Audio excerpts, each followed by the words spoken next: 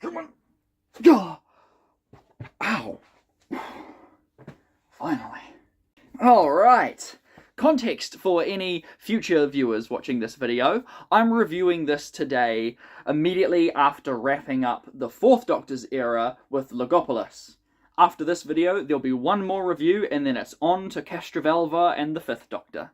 It just didn't feel right to move on to the next Doctor without first paying respect to a spin-off pilot featuring 2 of his more fan-favourite companions. Although, let me just temper your expectations right now, it's more pilot than spin-off. You'll see what I mean in a sec. I don't have a musical intro. Imagine this. You're a Doctor Who fan in late 1981. Tom Baker, the longest-serving Doctor actor, has just regenerated, and you are eagerly anticipating the new season and the debut of the 5th Doctor, played by Peter Davison, in the new year. But a week before that, just after Christmas, you learn of this Doctor Who adjacent movie feature episode spin-off thing, starring 2 of his previous companions, Sarah Jane Smith and K9. But the 2 of them never met in the show. What's going on? What does this have to do with Doctor Who? Does it have anything to do with Doctor Who? Is this the first episode of season 19? Will the 5th Doctor make an appearance? Will the 4th? Will it live up to these lofty expectations? Well, I can't speak for fans back in the 80s, but as for myself, man, I didn't have any low or high expectations heading into this. I was just really excited to see Sarah Jane Smith and my boy K9 again in K9 and Company, A Girl's Best Friends, which is part of the K9 Tales box set. After all, that's all I knew about this anomaly, that it starred 2 former 4th Doctor companions and was a pilot episode for a potential spin-off series that just never got picked up. But let me tell you, my heart sank to the pit of my stomach when the DVD menu came on and the preview showed yet another f***ing cult doing another stupid ritual sacrifice. For anyone that needs a refresher, I quickly grew tired of the reoccurring trope of the Doctor going up against some generic cult doing ritual blood sacrifices. Once or twice is one thing, but it just kept happening again and again and again and again and again throughout the 3rd and 4th Doctor's tenure. I'm sure it wouldn't even bother most people, but the subject matter I just find to be unpleasant. So of course I'm going to notice it and bring it up when it keeps happening. The power of Kroll gets a pass though, because those idiots were just funny. Kroll. Kroll. Although, to be fair, this leads more into the camp side of things. Like, it sounds less like an organised cult and more like they're about to break out into a a cappella song and dance number. Hack-a-tick, hack-a-tick, hack-a-tick, hack-a-tick, hack-a-tick, hack-a-tick. Anyway, determined to not let this deter me, I ventured forth into regions unknown in this mysterious viewing experience and was immediately greeted by one of the theme tunes of all time.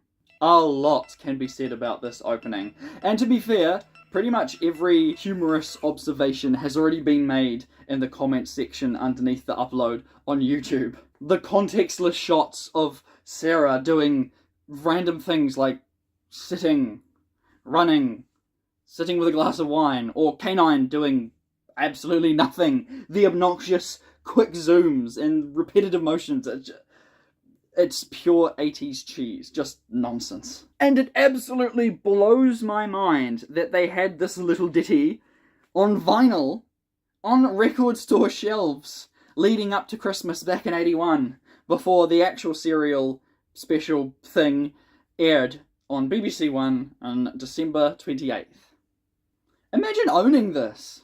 It's a terrible, glorious bop that's still leagues better than that horrible Tom Baker song by the Human League. Yes, the "Don't You Want Me Baby" guys. They did a song for Tom Baker. It's It's not good. What is that gloomy racket? That's the Human League. That is electro-nonsense. They're electro pioneers. They invented music. Invented music? Yeah. What happened before then? It was just tuning up before then. Oh, and if you think that it's a bad sign that I'm spending all this time talking about the intro instead of talking about the actual episode itself, yes, you're right, it is a bad sign. Look, let me cut right to the chase. This thing gave me an existential crisis, but at least it's got the reversible slipcover case thing. Yay, the only New Zealand release to ever do so. Yeah, all the modern animations that do in the UK, we don't get them, so they just look ugly on the shelf. I suppose it's fine because animations look ugly anyway. Ha! I unintentionally took 2 months off my weekly Doctor Who reviews to deal with life and to work on an over an hour long video that I was actually passionate about making.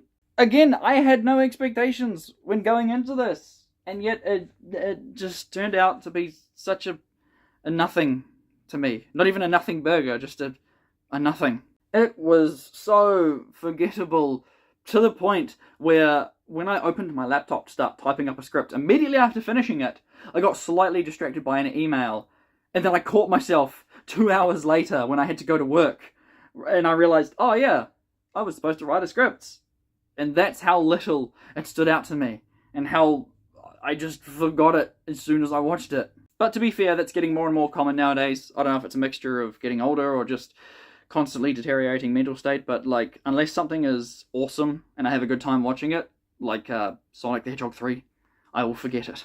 Then that set off this whole existential spiral in my mind about why am I even doing this anymore?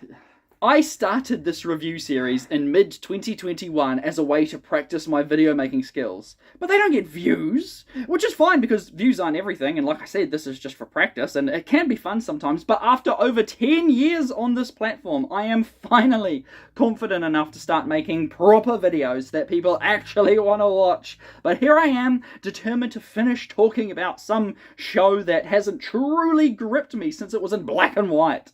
Aside from the occasional standout story or moment, I couldn't tell you bugger all about 80% of the last 50 reviews. It all seems so forgettable, so bland, something I should enjoy watching in the background at my own pace, not struggling to come up with any insightful analysis on such a niche sci-fi show from decades ago that I'm experiencing for the first time. I have no obligations to do so. I never ever promised anyone that I would review every single classic Doctor Who serial. I just felt like it would be cool to do so. But I'm not enjoying myself anymore. I love making videos, but I hate feeling like I'm forced to make videos I have no interest in making. I want to make these, because I like Doctor Who. Heck, I used to love Doctor Who. But right now, all I want to do is make literally anything else. And now I have to somehow find a way to make an even remotely entertaining review for something I forgot about as soon as I watched it, without coming across like an ignorant hater, because heaven forbid I share my true thoughts on something for a change. I don't want to spread negativity. I genuinely love it when a story surprises me, because then I can't wait to talk about it. But it happens so rarely now that I am constantly having to force myself to stick with this instead of doing something that actually makes me happy. So, yeah, it was alright. I'll admit, despite having no expectations going in, I did assume that it would at least feel more like a spin-off, which, I mean, technically it is, but it just reeks of that unfinished, unaired pilot episode that gets dug up and put online like 20 years later. Doomed to obscurity until some big YouTuber decides to talk about, like, hey, here's this pilot episode for a thing you never knew existed. For the, I don't know, 2 people watching this who don't know what a pilot episode is, for everyone else, feel free to skip forward 30 or so seconds. A pilot is a proof of concept episode created on a modest budget, usually, as a way to entice producers into, well, funding them and producing a full season. Nowadays, pilot episodes seem to have so much more care and effort put into them that they then go on to become just the fully fledged first episode of the first season, no changes needed. Think The Walking Dead, or pretty much every YouTube-funded animation. But that wasn't always the case. Oh, no. Back in the day, it wouldn't be uncommon for them to be super rushed, very basic outlines of what the show would actually be, about. And then if they were lucky enough to get picked up for a season, they would often completely reshoot the pilot to make it a proper, first episode of the first season, like a good impression, not the sketchy Game of Thrones pilot that we've never seen to this day. It's 2025, where's the pilot episode? And using the Game of Thrones pilot as an example, they would even go on to recast major roles. Like, it's surprisingly more common than you think. And you can really tell sometimes that this is a pilot first and foremost. It just so happens to have its own DVD and accompanying box set and history and fans because it's Doctor Who adjacent and technically official. Again, a personal subjective experience. The writing, the pacing of the dialogue, heck, even the editing all felt so off to me, especially early on. Like, for a good chunk of the start of this, conversations didn't seem to go anywhere, and it seemed like actors didn't know why their characters were saying the lines they were saying. The acting as a whole is mostly subpar, aside from the obvious exception, which is Elizabeth Sladen. I mean, she's a natural, it's like she never left the role. Oh, and of course John Leeson, because as far as I know, John Leeson has never done a bad K9 performance. There's one old guy and an elderly woman with a thick accent who are pretty good, but to me, personally, the rest of the performances were pretty rough. K9. Brendan, stop honking. What the actual crap was that? Dude gives Voldemort a run for his money. Okay, some of this is starting to feel a bit offensive. But hey, at least we get to see K9 go full-on Rambo mode at the end there. Still mowing down fools with his laser snouts. Still getting them out of trouble. Deus Ex K9. And hey, Sarah Jane Smith whipping out some of that Venusian Aikido on these cultist fools. Where the heck did that come from? Her and Leela would have gotten along well. Oh, I forgot to talk about the story. Probably because I forgot all about it as soon as I watched it. Here's the general gist. Sarah's auntie goes missing. K9 Mark III was cooped up in a box in her attic for several years, waiting for Sarah to open it up. Which means, yes, the Doctor did, in fact, drop off a present and not stick around to say hi, which is very on brand for him. Although try not to think too hard about how the timelines match up. It's set in a fictional English township. Think Midsummer Murders. So, naturally, a lot of the village leaders are in a cult, where they do regular sacrifices to yield good crops to harvest. Traditional English extracurricular activities. Alright, Bob, lovely day for a sacrifice, isn't it? Oh, yes, I'm hoping that my corn grows nice and tall. And Sarah's younger cousin is like the stereotypical nerd archetype, and he gets taken by the cult and doesn't seem to have any reaction to it or even try to escape. A lot of side characters and subplots kind of just get forgotten about. And then, of course, K9 saves the day at the literal last second. Like, seriously, there's a countdown and everything. And, like I said, that's the gist of it. The ending twist, which I won't spoil here, is a bit weak. The obviously sus people weren't particularly sus. The missing person was never actually missing or in any danger, which I'm sure Tegan would have a thing or two to say about, like, how come your auntie's fine when my auntie died in the last serial? Oh, and I guess that means that guy really did just die of a heart attack, randomly. Awfully convenient and contrived. There's a lot of random stuff like that, just kind of, like I said, doesn't go anywhere, so it's like, why is it even here? Like, I doubt any of these side characters are going to return. I can't decide, or I can't tell if it's like, was this like a 20-minute idea stretched out to 50 minutes, or was this like a 90-minute feature-length thing that got squished down to 50 minutes, which is why the first, at least third, is like, just all over the place. Look, I didn't really enjoy this one, okay? It seemed so underdeveloped while simultaneously being way too long at 50 minutes. I didn't dislike it, but like so many other classic Doctor Who serials lately, I feel nothing and remember little of it. And if you like it, good. I'm happy for you. Don't ever let some idiot on the internet's opinion change how you feel about something. At least they're being a dick about it, in which case, yeah, call them out on it. Doctor Who is bad and white because alien Time Lord kissed a man. Okay, admittedly, there was effort put into this, but it really does give off big unfinished pilot episode energy. Like, I feel like if it wasn't for the enduring love of Doctor Who, this would be relegated to like a bonus feature on some random DVD or Blu-ray set rather than having its own thing. Because I truly believe that this anomaly's reputation should first and foremost be, this is a pilot thing. This is not a fully fleshed out spin-off. This is not like the best it could be. Like, there's 3 whole bonus feature things, and they're like 3 minutes long. I think the longest one's like 10 minutes. Like, there's no big behind the scenes thing on this. So Josh and Ed, get on that. I can't cut it as much slack as, say, something like Downtime, because Downtime was an exceptional fan film. Emphasis on the fan film. Whereas this had a budget and studio backing and was an official BBC product.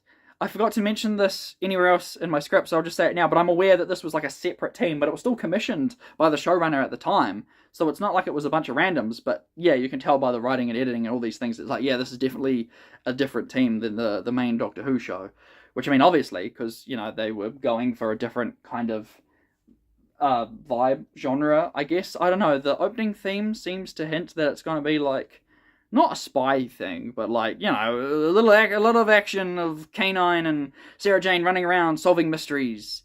And I hope that the boring cult storyline was just going to be the pilot, and then we're going to move on to, like, I don't know, more science fiction-y things. Because when Doctor Who dips its toe into the realm of fantasy, sometimes it can be good, but when it dips its toe into the occult, I personally don't like it. Which I know is not a popular opinion, but screw popular opinion. Honestly, quality-wise, I'd say this one sits comfortably in between Wartime Chronicles' nonsensical amateurishness and Downtime's competent filmmaking and storytelling. Crikey dick, got one neighbour blasting music, and another one smoking inside, stinking out the hallways with cigarettes. I love living here! And that, my dear viewers, was K9 and Company's pilot episode, A Girl's Best Friend. The show that was just never meant to be. At least for another 30 or so years. Even now I'm still thinking of things that don't add up.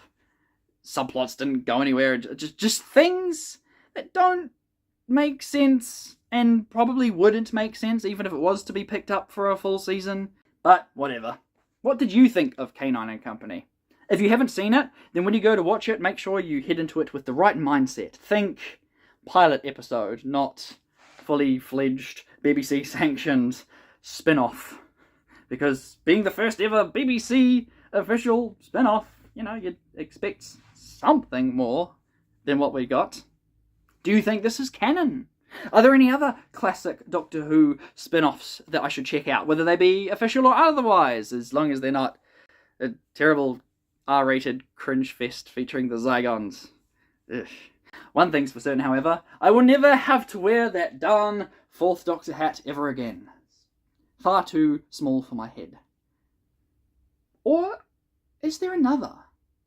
Could there potentially be one more 4th Doctor adventure I've forgotten about that needs to be covered?